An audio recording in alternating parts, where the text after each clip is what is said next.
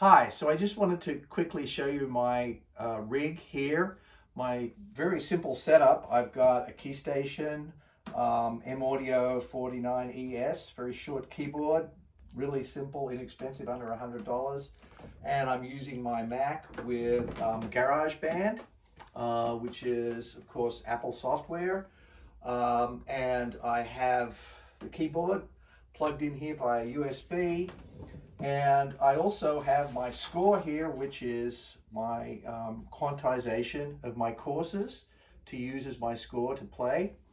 And all I do is I'll just play one note to start with. Notice I've got voices selected because they are voices of participants in the course.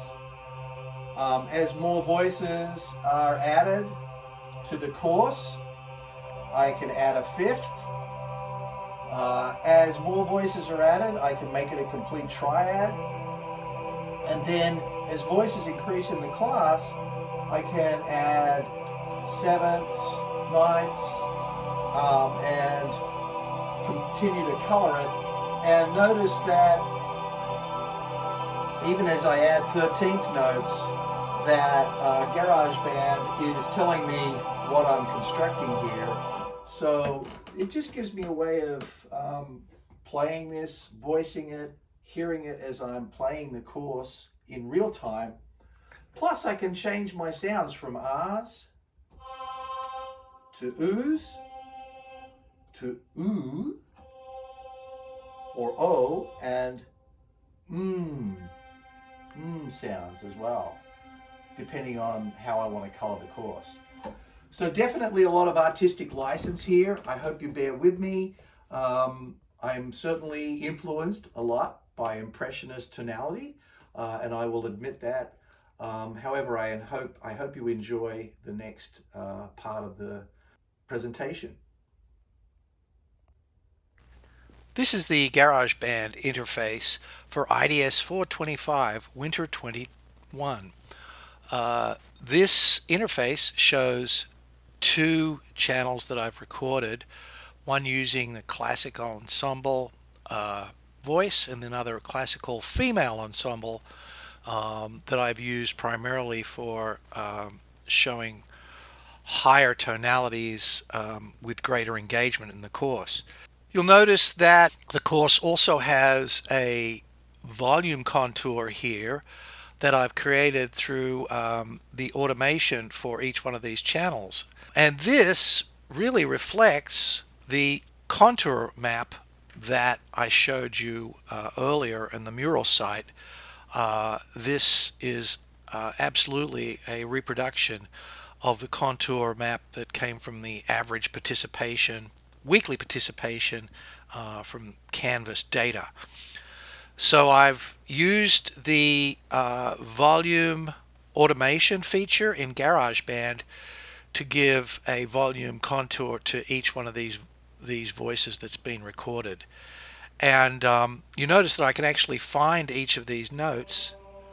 So if I click on these notes, these are different note values that I've added based upon whether participation is increasing in the course, in which case these are major triads. If participation is decreasing, we switch to minor, and in some cases even diminished triads. For each one of these points, I can adjust the volume contour by moving this point up or down, and this maps to, as I said before, the normalized level 0 dB and the lowest level being minus 20 dB. So with that volume contour map, I'm going to play this at only 60 beats per minute, and I'm going to leave the click track on, the metronome. And as the course moves along here, as the course song plays, you're going to see transposed over this the actual events, the activities that are going on in the course with the variation to the contour map. So let the course song begin.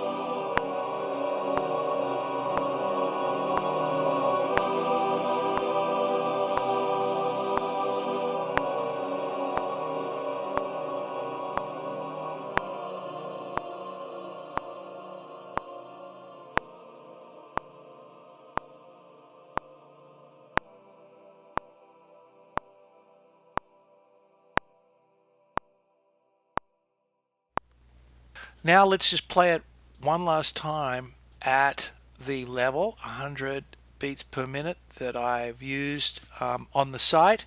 And I'm also going to turn off the click track so that we get to hear it without that clicking sound going on. And here we go.